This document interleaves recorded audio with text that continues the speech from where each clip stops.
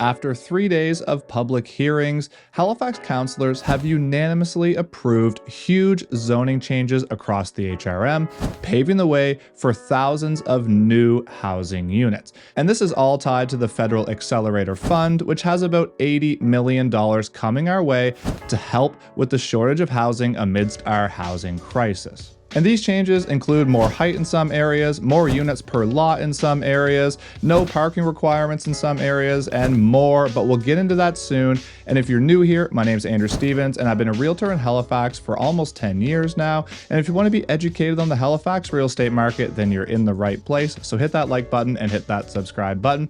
And if you want to book a call or a meeting with me to chat about real estate, or if you're thinking about making a move in the HRM, you can reach out to me anytime in the Calendly link below my description at a time when it's convenient for you. All right, so if you're sitting there thinking, well, how does this affect me? I'm confused. What is this going to mean for my own neighborhood? Well, it really depends on what area you're in, and truthfully, you're not alone. A lot of people are thinking the same thing. And some of these changes have very drastic effects potentially for your neighborhood, but the truth is it's a good thing in a lot of ways because we need more housing and we need it fast. And if you've been following my channel for a while now, you'll know that we're right now across the province of Nova Scotia about 27,000 units short based on what we really need to get back to a healthy housing situation. And this is expected to rise to about 71,000 units by 2027 based on the current demand that we're seeing.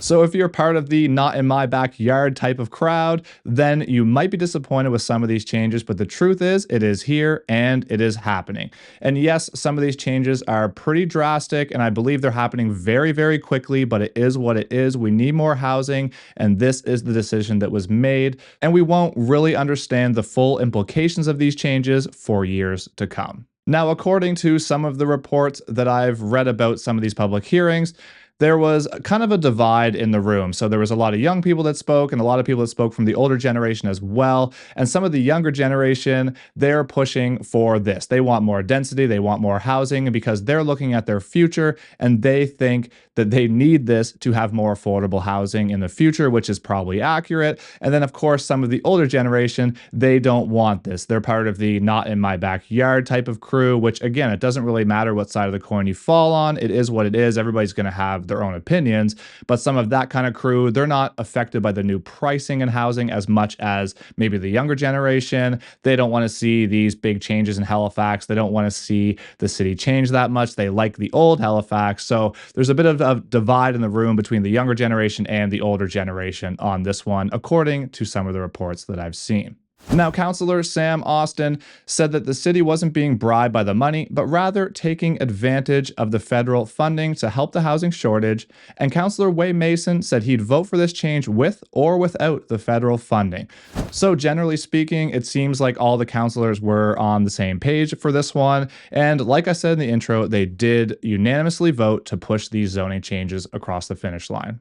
So let's get back to the changes, and again, if you're curious of how this affects you, you can see there's an interactive map in the link below in the description, and that'll put you through to the Halifax website, and that'll show you what changes are coming to your area. And there's a second link as well, which is a document that further explains these changes and what is coming down the pipeline.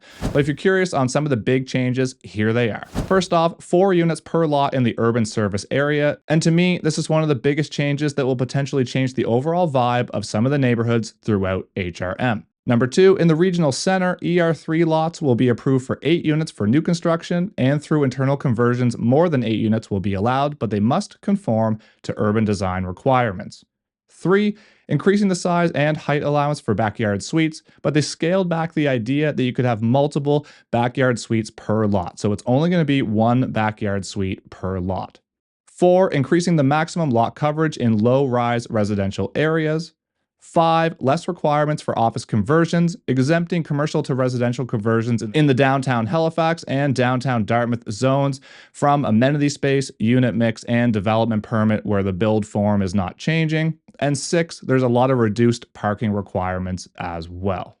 Now, if you're still here watching and you got this far, obviously you're pretty interested in this topic and what's happening in Halifax, and I'm really curious. How do you feel about this? Drop a comment below. Are you for these changes or against them? And truthfully, personally, I'm for these changes. I think that we're growing big time and I think we need more density. And yes, there are some drawbacks to this, of course. There's pros and cons to any major decision that's made like this, but I am for this decision in the grand scheme of things. And recently, I sat down with one of the managers of the Bridge Shelter in Dartmouth, and we had a really big discussion about the housing crisis in general and what is happening. And it was really, really eye-opening to see it from that side of the coin, not just from the kind of real estate investment and development side. So kind of a different whole opinion. And if you want to see this, you can see the link up below. It's a really interesting video. It's almost an hour long, and it's kind of a discussion, an open conversation about the Halifax housing crisis.